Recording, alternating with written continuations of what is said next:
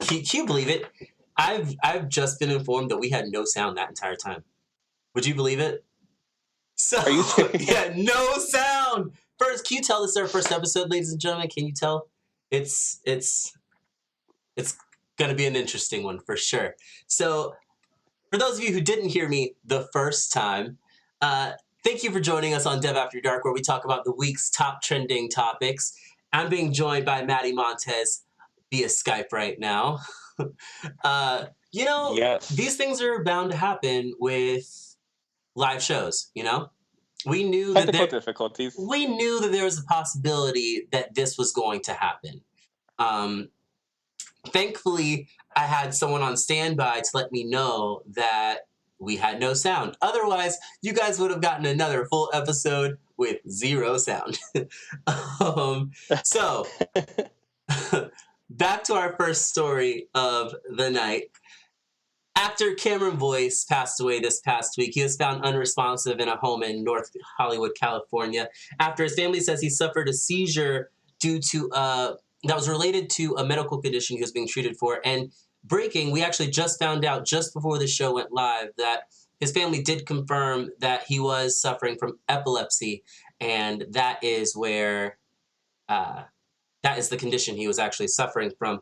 Now, a lot of his fans on social media were going back and forth because at the time that news of his death broke, the hashtags rest in peace Cameron Boyce as well as rest in peace Luke, his character from Jesse, were trending on Twitter. Now, some of his fans were upset because they think that, he's a person, he should be remembered as the person that he was, not as a character from a kid's TV show. They thought that it was, I don't want to say diminishing him as a person, but that's what it seemed like to me. That was what I got from it.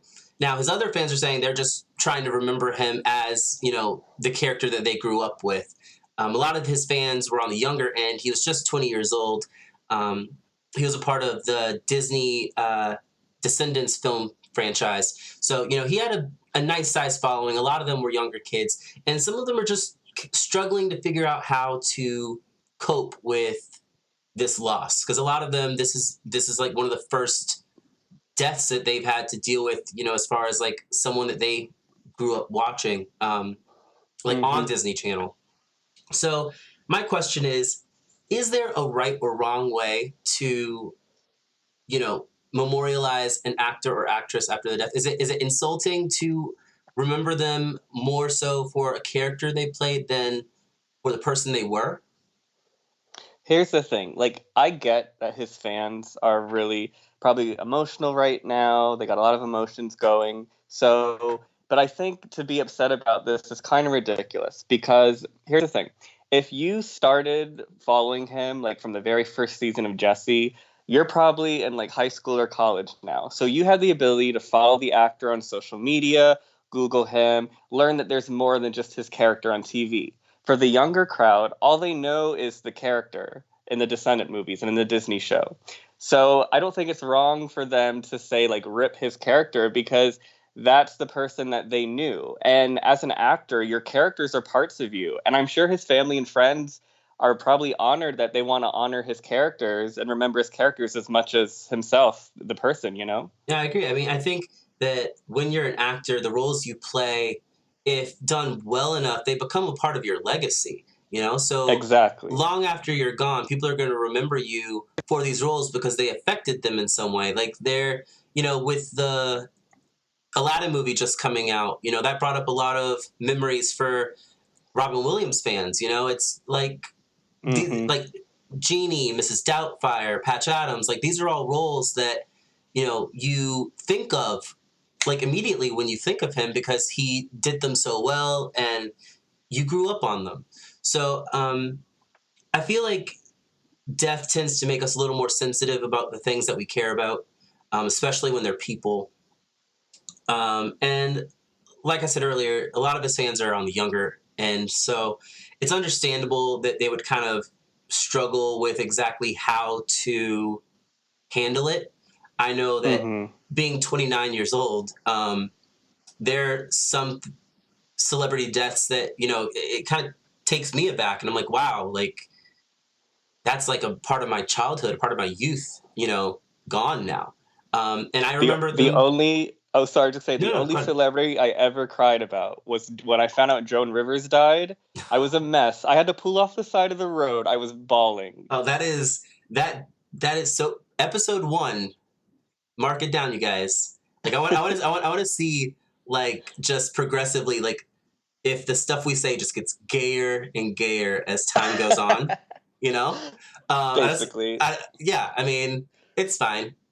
Joan Rivers. I remember when she passed. I It was one of those things where she was up there in age, so like I wasn't completely thrown off by it. Like it was like, okay, it was the later part of her life, you know what I mean? But at the same time, Hmm. the way she went was so surprising, but also so fitting for Joan Rivers. So tragic. Um, Tragic, but like when you think about her, like, that's plastic surgery and all that. That's just kind of, they're Oh my tied god, I together thought in you were my gonna say head. because something went down her throat because of like all her Oh, sex jokes. oh my gosh. Not what I was That's gonna where my say. mind went. There you go, people. Um, but yeah, I mean, I think that death just has a way of sometimes making us a little more defensive, a little more tightly wound. So, I don't think Hmm. there's a right or wrong way to mourn. I think that if you're watching, first and foremost, our condolences to his friends, family, and fans. But those younger people mourning right now, there's no wrong way to do it. As long as you're not hurting anyone. I think that Exactly. yeah, just do what you do. Um, but yeah, so moving on from a very sad departure to a slightly more welcome, and some would say overdue departure. Meghan Preach. McCain. Meghan McCain is probably one of the most polarizing and arguably disliked co-hosts to ever have a seat at the Views table. And if the rumors are to be believed, her days at the Emmy Award-winning show just might be numbered.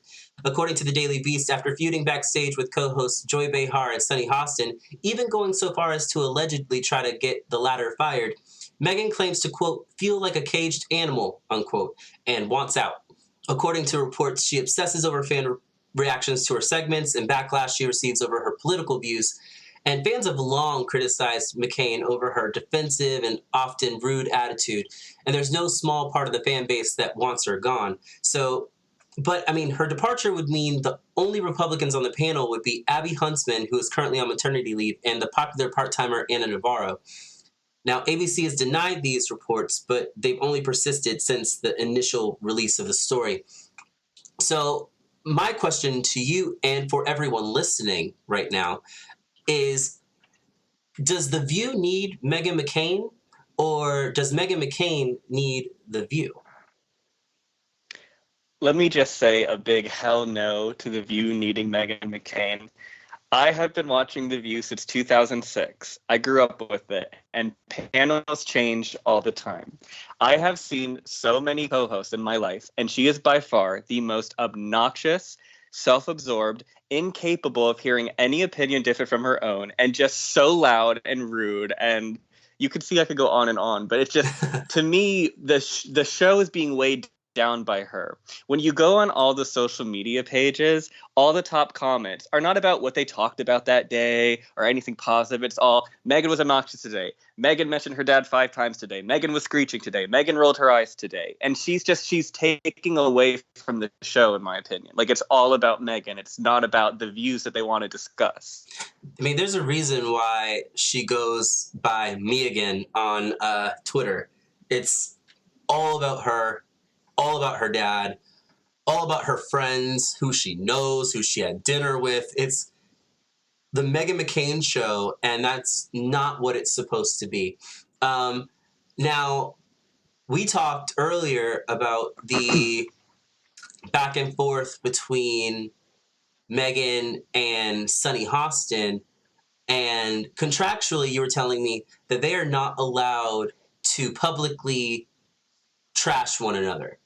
So Yeah, so in page 6, it leaked that Megan's been causing a lot of stress behind the scenes, that she's screaming at producers and makeup artists and stuff like that. And so it came out, and then Megan's camp said that Sunny's camp was behind the leaks, to which Sunny denied and everything. But she's basically trying to get Sunny fired at this point, and Sunny's my favorite current co-host, so I just despise her even more now. like, what exactly would she have to gain from getting Sunny off of the show? I mean, doesn't she know that as one of the more liberal voices at the table, more of the more progressive voices at the table, if Sunny were to leave, they're not going to replace her with another Republican. They're going to get another liberal progressive voice in there. So odds are she's going to be facing the same kind of opposition uh, as she would have if Sunny were there. Do you think it has anything to do with Sunny coming so hard for her sometimes with receipts whenever Meghan gets up in her feelings about anything? Because, well, that's the thing. Megan always goes off opinion, and politics is a team sport. And I'm a Republican, so let me, defend my team, basically. And Sunny always has the receipts. And Sunny is because she's a lawyer and everything, she's pretty good at being, like, she has her opinions, but she's pretty good at always having receipts to back them up. And Megan doesn't. And I totally believe this story is true, because every time there's BS rumors and drama about the co-host that, leaks on page 6 and stuff, they always deny it, like, the next day. And when they got back from that 4th of July break, I don't know if anyone else has noticed, but Sunny and Megan have not looked at each other once this entire week, and they sit right next to each other. So it's definitely something going on. Yeah, it's hard to avoid someone when they're 6 inches away from you. Mm-hmm. And they managed to do it pretty well. Um, I I've always gotten the impression that Meghan McCain is a bitter and entitled young woman. Absolutely. I felt like she's coasted on her family name for a very long time. Do you think there's going to come a point when people are going to say, you know what, we don't care whose daughter you are. You're causing too much chaos on set, and you need to go? Exactly. And like you were saying, like they can find other Republicans to replace Meghan McCain. Without a doubt. So there's two I really like. Tara Satmeyer. Absolutely. She's co-hosted a few times. She's a black conservative lady who she's very anti-Trump and all the chaos going on, but she sticks to her core conservative beliefs. Like she's gotten into it with Sunny, she's gotten into it with Whoopi. So I would like to see someone who can share that viewpoint, because I'm not going to dismiss all conservative views, but I want it to be done in a respectful way. And Meghan is just so freaking obnoxious. I just can't take it. There's some value to some conservative ideas. I've always maintained that. One thing I don't like is the us against them mentality that she brings to the table, but then always wants to say, well, this should be bipartisan. This shouldn't be an issue of, party politics. But she's constantly playing this tribal war, this tribal game with, the other ladies at the table. Oh, it's as the sole Republican at the table. Oh God. I feel like I'm worthy of more respect than the rest of you. So shut up and listen to my opinions, and don't you dare contradict them. I feel like I personally would love to see Anna Navarro move up from a part-time to a full-time spot at the table. I think it would greatly counterbalance the wet blanket that is Abby Huntsman.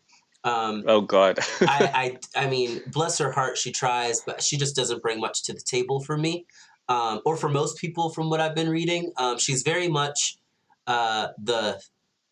she's the closest thing to a centrist you're going to find at that table. And she plays it too safe. She never takes big opinions. She always has 1 foot over here, 1 foot over here, and I just don't respect that. Good people on both sides kind of girl. And that just, in my opinion, that just doesn't have a place anywhere today. It just doesn't. Like, either you are for these things or you are against these things, and a lot of these things there is no gray area. Exactly. So if Anna Navarro were to step up and take that full-time seat, do you think they'll have another part-timer float around in there? If so, who would you Yeah, like to see? yeah. Well, I think they kind of like have to have a part timer because Whoopi does take Fridays off sometimes. I think they would just upgrade Tara because she's usually there. Sometimes when there's like multiple co-hosts missing. Honestly, she's pretty much the only guest co-host they have besides Anna. So they would Yeah. have to go completely outside the View community to find somebody else. Yeah. So one idea I had was bringing back a former co-host, and we realized earlier that that probably would not work because she has done so much better for herself since leaving The View, and She's killing it. that's Nicole Wallace. You already knew who I was going to bring up. Nicole Wallace. Mm-hmm. They you could tell the story better than I can, but they fired Nicole because she, quote, didn't have enough knowledge about pop culture, which is the opposite of what they fired Jenny McCarthy for, saying when they said that she didn't Mm-hmm. know enough about politics. So the show's been going through a bit of an identity crisis over the years, and I think that much like the United States, once Meghan McCain is out of there, we'll see a different show. I think the Yeah, dynamics will change greatly. every time politics isn't huge in this country, The View goes to a more pop culture centric show. And then when pop culture or when politics gets big again, then they move away from the pop culture. The problem is the past few seasons, they've been off. Like they've been political in a non political year, and they've been, pop culture focused in a very political year. So they finally have gotten it right with being super political now. It will be interesting to see, like 5 years from now, or when the Trump administration's done, like what happens to that show. So, worst case scenario, Meghan McCain stays with the show. Do you continue watching? Oh, for sure. That bitch is not going to scare me away. I mean, I agree. I've been watching I remember days when there was no school when I was younger, staying home, and like 11 o'clock in the morning, The View would come on, and every day that I was home, Hmm. I'd watch it, and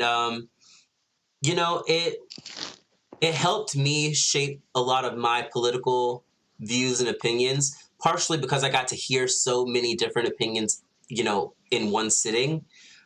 So I really, really appreciate that the concept is to bring lots of different views to one table. And I really, really appreciate that. But I think that some views just don't need to be heard. And I think Megan's is one of those. But that definitely won't stop me. Exactly. That And one definitely more won't stop me thing. from watching. And one more thing about Megan, like, let's just keep in mind, this is a girl who defends the man who attacks her dead dad and makes fun of him on a daily basis. So that says a lot about her. Just some Yeah. receipts. So, I mean, I could not agree with you more, to be honest. So, someone else who will be watching The View, I'm sure, despite his many growing problems, is our Cheeto in chief, Donald Trump. Now, an associate of his, Jeffrey Epstein, was arrested this past week for sex trafficking. And Donald Trump claimed to not know the guy. When asked, he said he didn't really know him that well and all that. But we happen to know that that is not the case. So I'm going to show you this quote, and then we'll talk about it. Trump said, "I've known Jeff for 15 years. Terrific guy. He's a lot of fun to be with. It's even said that he likes beautiful women as much as I do, and many of them are on the younger side." And that was in 2002. He was a disgusting creep even back then. Mm. So now I know that Donald Trump says a lot of stuff and he goes back. So his word isn't always, supposed to, you take his word with a grain of salt. Hmm. But if his own words aren't enough to convince you, they say a picture's worth 1,000 words, and I just happen to have two pictures here. So tell me what this looks like to you. Well, You see his arm on the guy's shoulder. You don't usually do that to someone unless you kind of know them or like them. Let's take a step back really quick though. Can you tell me who is in that picture? Who are we looking at? It is Epstein and Trump. Wow. But I thought he didn't know him, Maddie. I thought he didn't know him. I know, and like he never went to Mar-a-Lago, Dev, right? Like never. He never had a membership there. Oh, I'm sure. I mean, I'm sure he's never partied with, Trump and a bunch of women. I mean, wait a minute. Oh, no. Well, what is this right here? Wow. Wow. That looks like Trump, Melania, Epstein, and I don't know who that lady is, but the three important people, you know who they are. So I wonder what Melania's relation to Jeffrey Epstein is. I wonder if they're buddies. Wonder how she knows him. Who knows? She never knows what the hell's going on. Now, okay, so I mean, I don't understand it. All right, so I mean, who does he think he's fooling? It's been said that Trump's gone on Epstein's private plane, which is known by the disturbing name, the Lolita Express. So gross. Mostly because, 100% because of the young underage women that are flown on that plane, allegedly, to sex parties and the like. So, and a lot of the same men that have protected Epstein in the past, currently or up until today, were working for Trump's administration. So what are the odds that Jeffrey Epstein has some damning information on our president? And if he does, would it even matter? Like, would it even affect the Teflon Don? Oh, he totally does. I mean, think about how many powerful people have ridden on that plane. Trump, Bill Clinton, other billionaires, other CEOs of companies, other famous actors. I mean, this guy, they said they found hundreds of thousands of, underage sex videos, kiddie porn. He was basically running a child sex trafficking ring. So they could connect it to a bunch of famous and powerful people. But as far as like the Republicans go, I mean, you're still going to have your crazies in states like Alabama and Mississippi, those kinds of Republicans that are like, oh, this was before Trump's was president. It doesn't matter. It doesn't matter. It's not a big deal. But I think like the Marco Rubios and the Mitt Romneys and the Ted Cruzes, like this could be the thing where they can't keep running anymore. There's a fucking pedophile in the White House and you have to do something about it. You have to. I mean, and if this doesn't get Nancy Pelosi to move to impeachment, I don't know what the fuck will. Yeah, I mean, she's really been dragging her feet. One of the things that secured her that seat was that she claimed that she was going to, step up to him and challenge him and really push him and go for impeachment if necessary. And she's just been dragging her feet. So, if anything were to come out on this, I would be very surprised if she remained inactive. Now, speaking of that who's who involved with Jeffrey Epstein, there have been some questions about who else may be exposed if Epstein decides to flip on his friends in exchange for some sort of deal with prosecutors. One of those names is former President Bill Clinton, due to his own relationship with Jeff Epstein.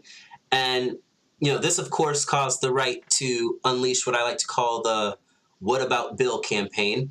The implication is that if the left were to go after the president and his friends, they would also have to go after Bill if anything were to come out about him. And much to the surprise of the Republican Party, Democrats agreed with them. One Republican who had a spot-on take on this was one of our favorite co-hosts of The View, Anna Navarro. And listen, let's read what she tweeted out, and then we'll talk. She says, Jeffrey Epstein's story should piss off every American, regardless of politics. There were many dozens underage victims in Florida. He was allowed to walk away with a slap on the wrist because of career climber Alex Acosta trying to ingratiate himself to powerful lawyers. It's so damn gross. And I could not agree more. Anyone who is involved with this, doesn't matter how high level you are or how low level you are, if you are involved in sex trafficking in any way, shape, or form, you deserve to go to prison for a very, very long time, if not the rest of your life. So I don't care if that's Donald Trump. I don't care if that's Jeff Epstein. I don't care if that's Bill Clinton. I don't care if that's Joe Schmo working down at the Dairy Queen in Podunk, Alabama. I don't care. Like, if you've done something that disgusting, you do not deserve to be among the rest of the world. You just shouldn't be. You're a danger to society.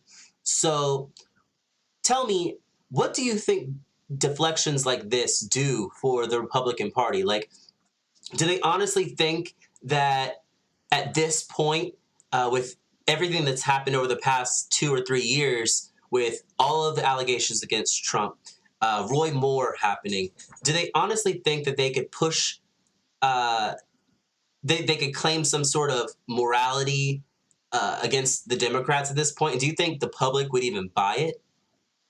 Definitely not. And like, let's backtrack for a second. The reason Republicans are shocked that we're willing to call out Bill Clinton is because their whole mindset is cult-like and tribalism right now. That's why they have Trump right now, because everything with them is whataboutism. Everything with them is making excuses. And this is really going to hurt them, I think. If this gets bad by the time the general election comes around, I mean, you know, it's not like you were saying earlier, it's not just like suburban women who are disgusted by this. There's a whole new group of people who are involved in politics after his election. Look at the Women's March, looking how involved women are, and people who just have, you know, decency and class. They're going to be disgusted by this. And this is the same Republican Party who might have Roy Moore, open pedophile Roy Moore, be their Senate candidate again. So this party is looking less like family values and more like creep values, honestly.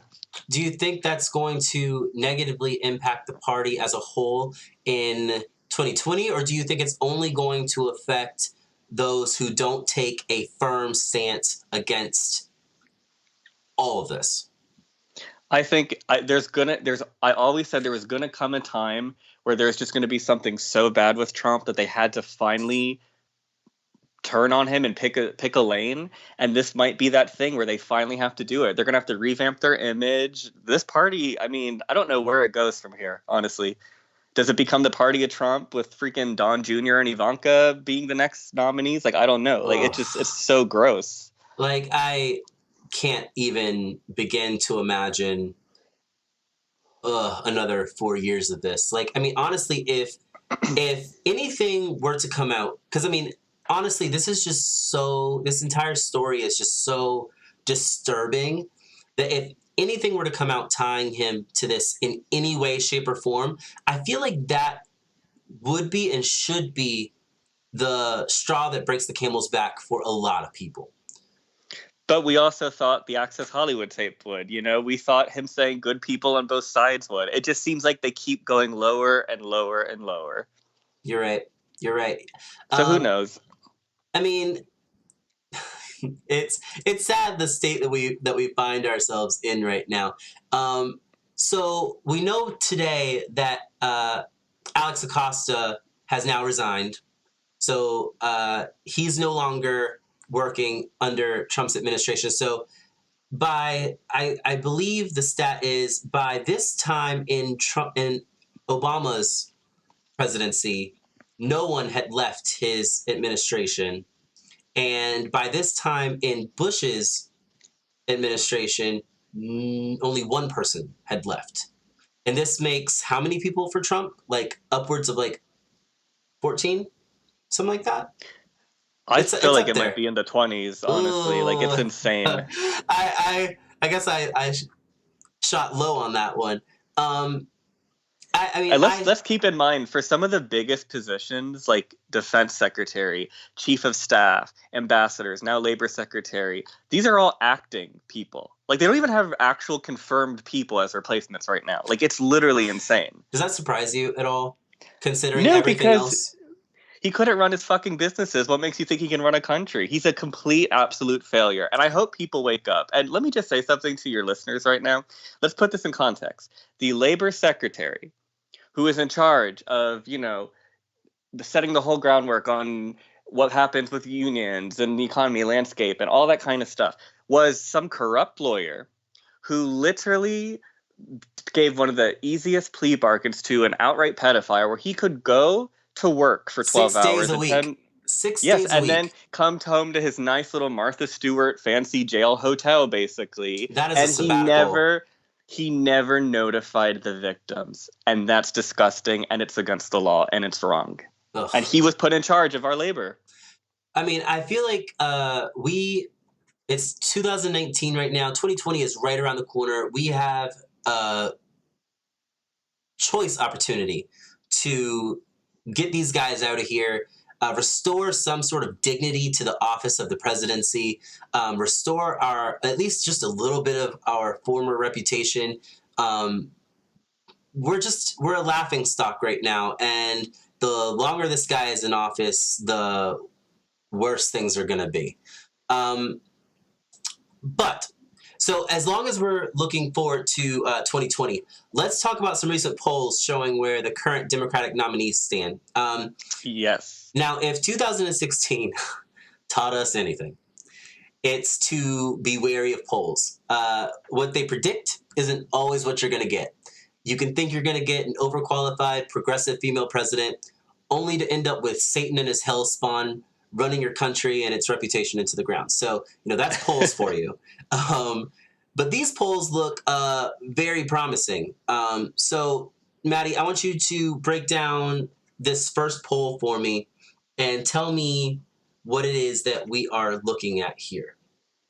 Perfect. So I think those are the national averages. It's kind of small on my screen. Is that the most updated one? This is the. Ooh, let's see. Is that the most updated one? We have the. Oh, that's Yeah. okay, because we're talking about the other one individually, Yeah. so that's all good. Yeah. So this is about where everything's standing right now on averages. So they take the polling from the very first poll that was conducted at the end of last year, and they average everything together. And what you're seeing here is, yes, Biden is still up a pretty good amount, but he's dropped a lot. I mean, he was at like the upper 40s at one point. So his average is going down a lot. You see Bernie Sanders slipping almost completely out of second Dramatically. place. Yes, and you have this is the big story, what I'm telling you, this huge surge of Warren and Harris just dominating. Yeah, they are by far what I think. Right now they look like the dark horses, but I'm telling you, those two are going to be the two that we're going to be deciding between come election day. Oh, absolutely. When Super Tuesday comes, I think this is going to be a Warren versus Harris race for sure. So what do you think has brought Harris and Warren up so much in these polls? So, yeah, both of their ascents are so different and fascinating to me. So with Elizabeth Warren, I mean, it was just, I think, 3 or 4 months ago that pundits and like the New York Times wrote an article saying her campaign was over, that the DNA test and the Pocahontas attacks destroyed her. But she just kept putting out policy after policy, going on the ground in places. She went to Mississippi, she went to Alabama, she went to red states, and she just kept talking and talking about her message. And I think what you're seeing here is a big chunk of the Bernie 2016 voters realizing that Bernie's basically a greatest hits album right now. You know, he says the same thing at every single debate. You could put his performance from this past debate next to Hillary, and you would think it was a 2016 debate, because he says the same talking points. There's nothing new with him. And I think they're seeing, oh, Warren believes what Bernie believes, but in a more pragmatic, a progressive way. And I think that's where she's taking from. Now with Kamala Harris, she was struggling a lot too, and people were shocked. They were calling her the Marco Rubio of the Democrats, you know, someone who everybody talked up but wasn't going anywhere. And what happened is she just absolutely destroyed Joe Biden in that first debate. Yes, and Biden was up a lot because people thought Joe Biden could be the toughest person on Trump. You know, they were going to slug it out, old school style, good old boys. And Biden just did awful in that first debate, and she humiliated him. I think she's taking away from the Biden voter because they're saying, well, hey, I thought Biden was going to do it to Trump, but now I see if she could do this to Biden, what can she do to Trump? And her whole surge is in her approach, her communication skills, and how she prosecutes the case against Trump. And that's what's happening, I think, with this race. I think Harris. Harris has been my pick from damn near the beginning. Mm-hmm. With Warren being a close second. Uh, I think the time for Sanders is over. I think a lot of people at the beginning of this were feeling excited for him. They're like, okay, well, he got screwed over last time by the Clinton camp, but this time he's going to clinch it. But what we didn't count on was there being better candidates available. And I feel like we shouldn't be, I feel like a lot of people are still following Bernie because they want to right the wrongs of 2016. And I just don't think that that's a smart way to look at it because we have better options right now. Elizabeth Warren is Bernie Sanders, but with solutions and with like Mm-hmm. answers for everything. You know what I mean? Um, Kamala Harris, she's tough, but but there's also like this warmth to her at the same time that I think is needed for the role. I think she's incredibly experienced, and I think her time as a prosecutor will definitely help. Um, Now, Biden. We discussed how a lot of people were excited for Biden because they thought that it would essentially be a third Obama term. I think that Mm-hmm. was wishful thinking. I think people don't realize that while they were very close and while they worked well together, they're different people. And I think to put all your chips in this Biden bag is a little reckless when you consider where the country is going socially and Mm-hmm. how everyone is being a little more aware of people's pasts, the things that they've supported in the past. And Biden has had a really hard time lately owning up to his mistakes. Yes. I think he eventually came out and kind of gave this pseudo apology. But I don't think he's done a good job of convincing people that he truly feels like where he stood back then was wrong. Mm-hmm. And I think Harris did a great job of putting the fire under him.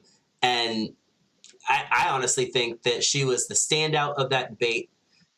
She made everyone else look like children.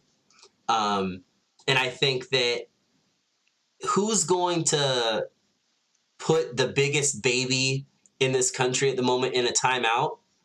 I'd bet on Kamala. In all honesty, I mean, she did what she had to do. And I've seen so many debates in my lifetime, but when she connected his stance on busing to her as a young girl and her gaining her opportunity to an education from busing, when she said that little girl was me, I got chills. Like that was it was a phenomenal moment. such a well planned moment, and you know it was planned because at the very same time that she was announcing this on social media, the picture of her as a child went up with "That Girl Was Me."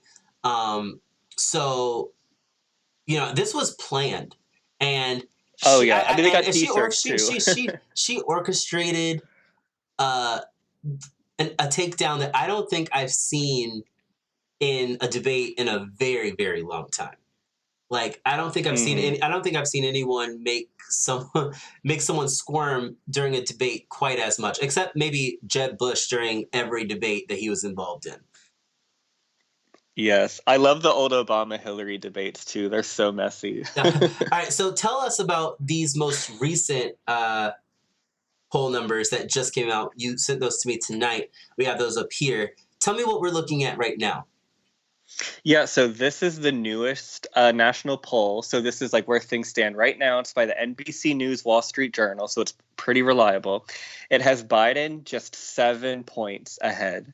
And then you have Elizabeth Warren in second, and then you have Bernie and Kamala tied in a close third. And I just think it's absolutely incredible Let that me Biden could go. let me correct you really quick. We have it's actually Warren and Sanders that are tied currently at 15.2, with Harris trailing in fourth with just Oh, oops, 15. I'm sorry. Oh, I was talking about the NBC one. My bad. Oh, Yeah, no, yeah, I but got that's you, the got you. new.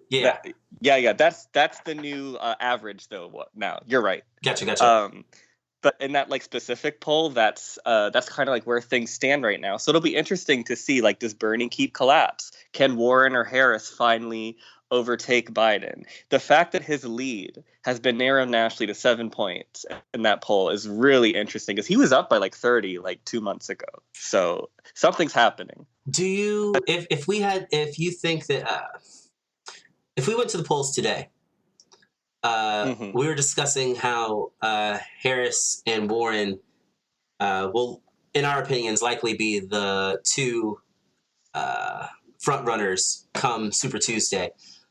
Who gets that nomination, do you think, based on, these trends? It is so hard to tell because they both have to. It's gonna come down to a tortoise and the hare like situation, I think, where it's like who can keep doing the same thing for the longest period of time and keep that momentum going. Was that going to be Kamala's biggest moment, or is she going to have some other ones? And what happens when it's just her and Liz left on the stage? Like, is she going to come after her hard? Is that going to upset voters? Is she going to keep putting these awesome policy ideas? Like, Kamala Harris has this great like teacher salary raise policy. Like, can that keep her going? Can Liz keep going by, Kamala Harris says Trump's name directly. Liz kind of says, Trump is a part of a bigger problem. Does that get more Democratic voters excited? Her policies, her populism. It's going to come down to, I think, however, certain states in the Midwest, like Ohio, Illinois, maybe some bigger states like Florida, Texas. These are the states that are going to decide this election. It's just, do we want the fighting prosecutor who's going to prosecute the case against Trump? Or do we want this kind of populist professor who's going to, implement all these policies and excite the base? It's going to come down to who does the Democratic Party see itself in with their values and who can beat Trump the best. And I think that's what it's going to come down to. So, do you see Bernie and Biden sticking through the entire primary, or do you see them dropping out? So Bernie's a little shit and has already done an interview where he said, I'm staying in until the convention, which is, just so obnoxious, but whatever. I think he's going to be down. Okay, here's a prediction. I believe Buttigieg will pass Bernie in the polls by the time Thanksgiving comes around. And as for Biden, I think if he doesn't win South Carolina, like if he doesn't win Iowa, New Hampshire, or South Carolina, like his baby, where he's up a lot right now, I think he'll drop out after that and see that it's the two women that it's going to come down to. Now, so say Warren gets either Warren or Harris gets the nomination. Do you see Mm-hmm. a possibility for a all-female ticket being Warren and Harris? Do you see one of them picking up the other as their VP if they don't make it? Do you think it would be a smart move to kind of to go that route, since they both seem to have what the other lacks in a lot of ways? So I feel like I could see Warren picking Harris maybe because Warren is more like policy and messaging, but she needs that, like, I hate using this term attack dog, but like, she needs like that attack dog VP, and Kamala is so good at that. But I don't think Kamala Harris needs Elizabeth Warren for her VP. I think she could look elsewhere. But it would be good to have Elizabeth Warren kind of be her VP as like, background, help her with policy. So I guess I could see them picking each other. It's just so rare to see, I feel. And I wonder if all those consultants and people who work for them are going to talk them out of a two-women ticket. Because they're going to. I mean, and as much as I hate to agree with those people, there's some merit to that. I mean, Sadly. I personally know someone, actually, for the 2016 election. I went out and voted with one of my close friends who looked me in my face and she told me, I am not voting for a woman for president. And Like, this is from a woman? this is from a woman. It's from a woman. That's insane. But granted, this woman also believes that people of color people of color are the group that use the most government assistance, which statistically just is not true. But you couldn't convince her otherwise. So she's very much, she was one of those, I don't like Obama because he's going to give black people everything and us white people aren't going to get anything. She's one of those people. So Oh my God. So to be fair, I didn't think she was going to vote for Hillary to begin with, but yeah, she made it a point to say she was not going to vote for a female. So I can understand the hesitancy to have an all-female ticket. However, I do think that if those two are the top two, they would benefit from doing what Hillary was, in my opinion, too dumb to do. And that's tried to get Bernie on as her VP. Now, and I know that's crazy to some people. Some people hate that idea. But in my mind, especially looking back, hindsight being 2020, we needed all of the support we could possibly get. And there were so many people bitter about how Bernie got screwed that they didn't vote for Hillary just to stick it to her. But if she picked up Bernie as her VP, I feel like a lot of people would have felt more comfortable voting for her. And she really missed the boat by picking that, like, I don't even know what to call him, Tim Kaine, just dull. He's just Me llamo Tim Kaine. paint, like beige paint, just boring. So I feel like she missed the boat by not doing that. But I mean, do you think an all-female ticket could work in this climate against a Donald Trump? Yes, because look at the Women's March. Look at the midterms. Women are more engaged in politics than ever before. And if you look at the data, Warren and Harris have the highest favorable ratings of any Democrat running right now. Better than Biden's, better than Bernie's. And their negatives are very low. So I think if you put the two people who excite the Democratic base the most on one ticket, regardless of who's at top, who's at bottom, I mean, who cares? Like, you bring out your base. That's how you win elections. Independents already don't like Trump. Independents know he's trash. Independents are sick of the chaos. So we just got to get our people out now because they didn't come out in 2016. That's why we lost Pennsylvania and Wisconsin and Michigan. We need excitement. No more fucking Tim Kaines. We need people who can get people off their asses to vote. Yeah, and I mean, and honestly, I think that no one's going to garner that much excitement like Elizabeth Warren or Kamala Harris can. Exactly. I mean, one of them has to be on the ticket at least. We need at least one of them. Yeah. One, if not both. I would be all for the first all-female ticket. I would gladly vote for those two in any combination. I mean, I don't care what order it's in. That is a ticket that I would 100% go for. Can we just take a moment to think about the fact of an all-women ticket beating Trump? Just what that would do to his ego. That just makes me want to smile. Just my nips are getting hard just thinking about it. Okay. So all right. So let's stick to the subject. I mean, let's stick to the subject of female firsts really quick. We're gonna talk about how this bummed me out so much. Just the way people reacted to this. It was announced this week that Halle Bailey will be the new Ariel in The Little Mermaid. She's from the singing duo Chloe and Halle, and she's also one of the stars of the freeform show Grownish. So Grownish. I love that show. I think she's a great actress. I think she's beautiful. She sings like an angel.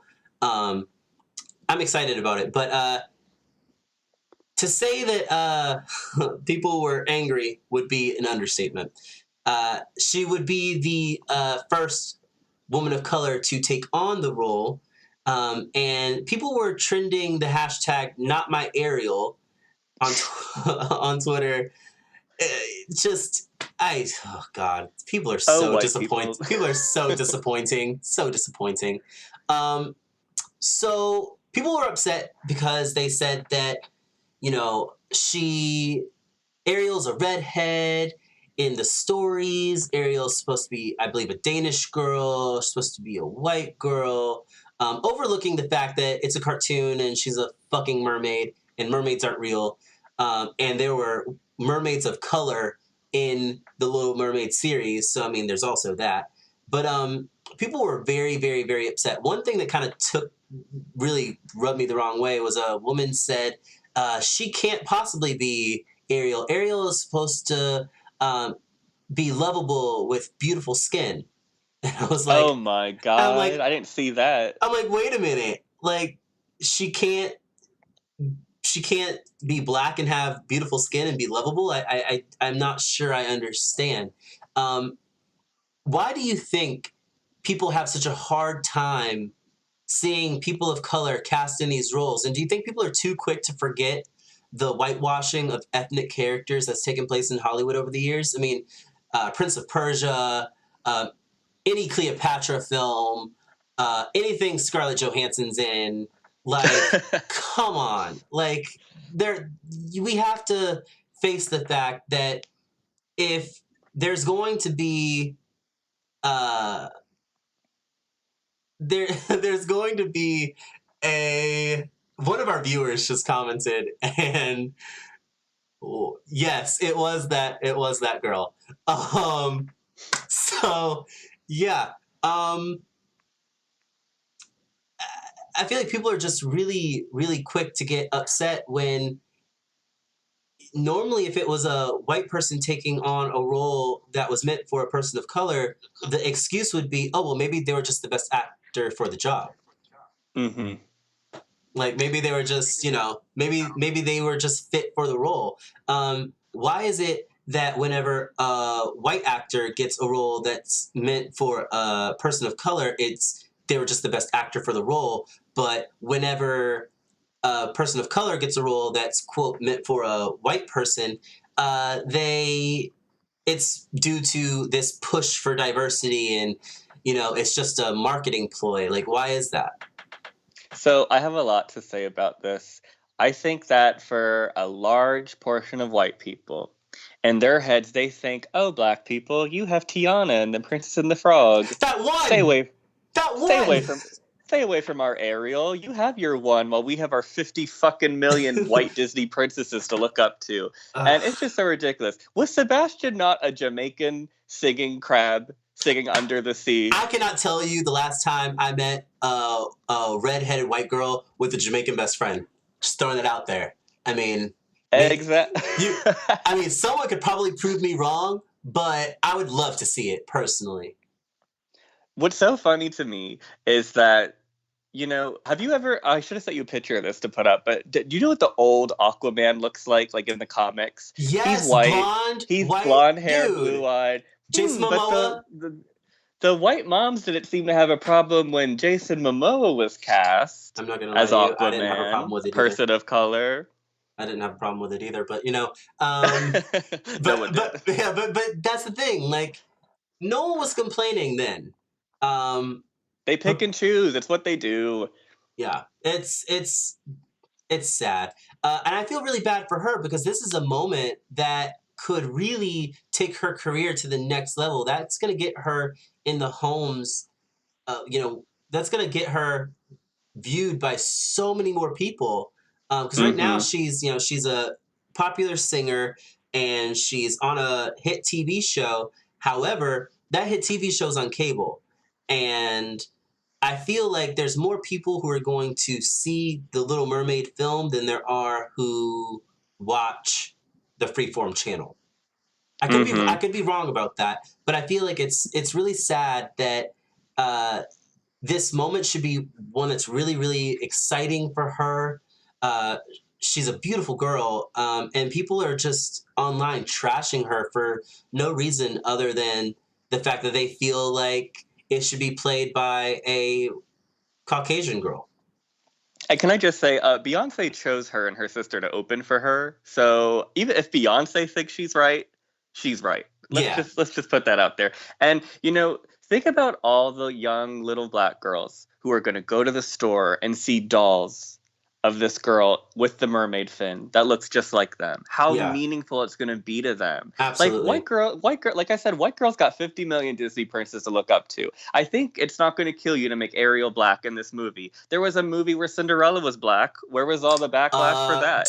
Listen, and if I'm gonna show my children any Cinderella film, it's gonna be the Brandy, Whitney Houston version, not that animated version from back in the day, because the Brandy version was the one that had all the flavor. I mean, that colorblind casting, even like growing up, like as a kid, I never stopped to think, oh, how does a black mom and a white dad make an Asian son? But that never occurred to me as a kid. So I don't think that is something that's going to. I don't think people are going to see her as a princess and go, oh, she can't be a princess. She's black. Like no kid is going to think that. That's put into their head by an adult. You said, I was just going to say that no kid is going to walk in and say, why is she black? They're going to say it if the parent puts that thought in their head. And let me just say this, Dev. The real travesty with this movie is that fucking Melissa McCarthy is playing Ursula instead of Lizzo. That's my 2 cents. Can I get a amen? Yes, seriously. Like, that's what white moms should be upset about. Fucking Melissa McCarthy singing Poor Unfortunate Souls. I need Lizzo in some professional grade makeup. Yes. Like, doing the damn thing. Like, that would be like, oh, you think people's heads are exploding now? Whew. They, like, two black actresses in this movie? No. Honestly, I think a lot of films could come out and have, like, zero diversity, and a lot of these people wouldn't notice or care. They'd be perfectly fine if they never saw a person who didn't look like them on their screen. And that's really, really, really unfortunate, because there's a lot of young people in this world who, like you said, seeing this does them a world of good. It makes them feel like, I can be anything, even if it is a fictional character. You know what I mean? Like, and a lot of people were obsessing over the fact that they think she won't have red hair like Ariel, but hair dye is a real thing, and wigs are a real thing, and actors and actresses color their hair, cut their hair, shave their hair off, wear wigs for roles all the time. So that is a lame excuse. If I catch you out in these streets using that as an excuse, I'm going to call you on it. I'm going to read you for filth right there, and you deserve it. I'm sure they will give Ariel red hair. I'm like positive about that. I mean, come on. Even like, it's iconic. Why wouldn't you? They didn't like have they didn't give Brandy like a different colored dress and a wooden slipper. Like, no, it's a huge part of the character, something that's memorable that you think of when you think of the character, the red hair. So I mean, they're gonna give her red hair. Come on now. There are redhead, black people in this world. Like, educate yourselves, people. Educate yourselves. So we want to extend a congratulations to Halle Bailey. Girl, you're going to kill this role. You deserve it. Don't let anyone tell you otherwise. All of you haters out there can suck my dick from the back. That's how I feel about it. That being said, we've reached the end of our show. It has flown by. It has. Thank you so much for joining me. You'll be back next week to do some more hot topics with me. Absolutely. Thank you, Devin. I just want to say, this man puts this all together, all by himself. He's looking like a snack. Round of applause for him. I appreciate that. This has been months in the making. If I could only tell you how many sleepless nights I've had trying to figure out all this stuff, because I'm not the most tech savvy guy. I can, obviously I can do something, but it took a minute of me just kind of like reading up and watching videos and researching and making sure I was getting all the right equipment and doing all the right things. So I appreciate you for coming on. Thank you for wanting to be a part of this. Thank you guys so much for watching. We're going to catch you guys next week with more hot topics. Tell everyone where they can find you on social media, Matty. Yes, so find me on Twitter at Matty Monsters. I be sharing opinions on politics and housewives. Real Housewives. Yeah, I actually just recently got into Real Housewives, and we're going to talk about that next week on the show. Oh, yay. I'm excited. I've fallen down the rabbit hole thanks to you, and I don't know how I'm going to climb my way out of it. There's no turning back. Don't forget to follow the show on YouTube, like and subscribe. Click the bell notification so you get all the latest happenings for the channel. Follow me on Instagram and Twitter at ThatDamnDevin, all one word. Same name as this channel. And don't forget to catch us back here next week, next Friday at 11:30, where we will be back with more great conversation. So, Matty, tell everyone good night. Good night, everyone. Sweet dreams. All right. See you guys next week. Have a good one.